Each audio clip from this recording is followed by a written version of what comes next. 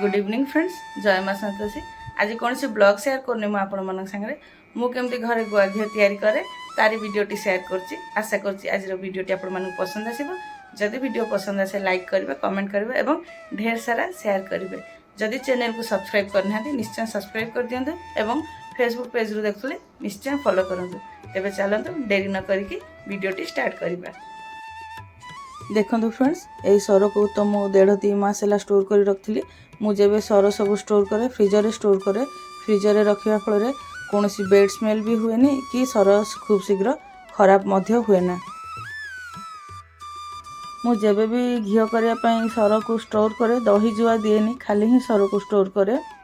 प्राय समस्ते तो घी बनैबा जानी, तथापि मु केमिति मो प्रोसेस रे घी बनाए सेटा आज आपण मान संगे शेयर करूची। घर को जब क्षीर आसे ताको बढ़िया भाव में फुटेकी ठंडा करके फ्रिजर रखिदिए। फ्रिजर रखा फल सर आमर बढ़िया से बाहर जीव, पूरा मोटा की बाहर। बाहर रखले कौन हम ना सर से मोटा की बसबनी आ बाहर कला बेले छिड़ी छिड़ी जीव, किंतु फ्रिजर रखा द्वारा सर आमर पूरा मोटा की बस आराम से भी बाहर जीव। मु तो फ्रिजर रे सर गुड़ाक स्टोर करे। जो दिन मत घी मारिबार थाए ता गोटे दिन आगु मो फ्रिजर रू बाहर करके फ्रिज रे स्टोर कर दिए सर गुड़ाक। आ जो दिन घी मारे ता घंटे कि 1.5 घंटा आगु बाहर को बाहर कर दिए, जहाँफल आमर सर गुड़ाक टे नरम हो। मु सर सब तो गोटे जगह को ट्रांसफर करदेली। आज मो हाथ में बुले कि सर माने घी बुलाऊँ हाथ में। प्राय मो हाथ में ही घी बुलाए, किंतु कौ दिन केमती जिते हाथ में बुले न बाहर से दिन ग्राइंडर कि हैंड ब्लेंडर यूज करे। आज किंतु हाथ में खूब सहजरे घी माने लहुणी गुड़ा बाहरी गला। एबे तो मो सर देखले तो केते सुंदर लहुणी गुड़ाक बाहरी गला। टिके ठंडा पानी देदेली, जहाँफल आउ टिके भल से आमर माने लहुणी गुड़ाक एकाठी हो।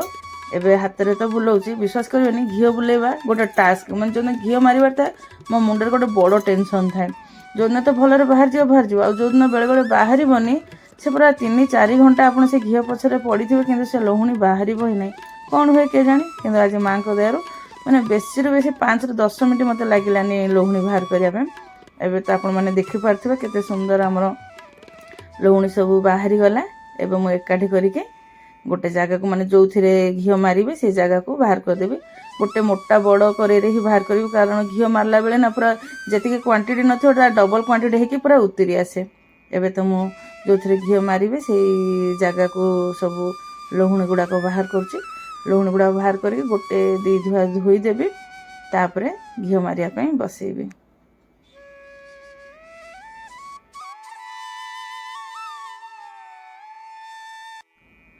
लहुणी सब तो बाहर करके नहीं आसिले। एबे मो गैस टा ऑन करछि, गैस को पूरा सिम रे बसेबी। जेतिकी लहुणी बाहर छि सेति घी होला बेलको पाखापाखी मते 1.5-2 घंटा समय लगी जीवो। लहुणी सब तो हमर मेल्ट ही आसलानी।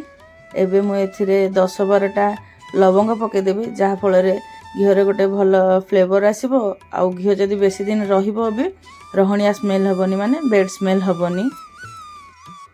मु जेबे भी घी मारे गोटे बड़ जगह बसई दिए, कहीं जिते घीटा हो आसब उतरब आ घी जी नथिबो पूरा तार 3-4 गुणा हो।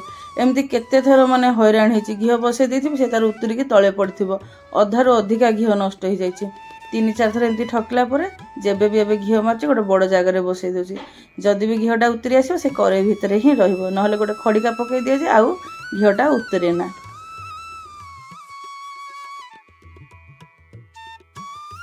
देखंतु फ्रेंड्स, घी तो आमर हो आसलानी। एबे मो बंद करदेवी। मो घी को टे खरमरा करछि, कहीं कहले एमिति कले घीटा जदि बेसी दिन रहिबो कोनोसी बेड स्मेल हबनी कहिकी। एबे गैस रो फ्लेम को बंद करदेवी। ठंडा हेगला परे गोटे काच बोतल रे घी को मो स्टोर करदेवी। देखंतु फ्रेंड्स, घी तो आमर ठंडा हो जाइतला। फर्स्ट मु एई जगहटा को टे छाणी देली, कारण एते बड़ करेरु बोतल को छाणी हेबनी, पड़ी जीवो। एबे छाणी दीजिए घीटा भल से माने छाणी हो जाओ, तापर बोतल रे स्टोर करिवे।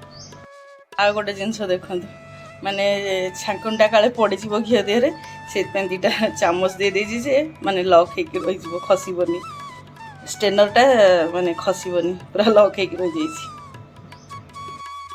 सब घी तो छाणी हो गला घीर कलरटा देखो केते सुंदर आसी माने एमती कलर आसले जानवे कि घीटा पूरा परफेक्ट मरा है कह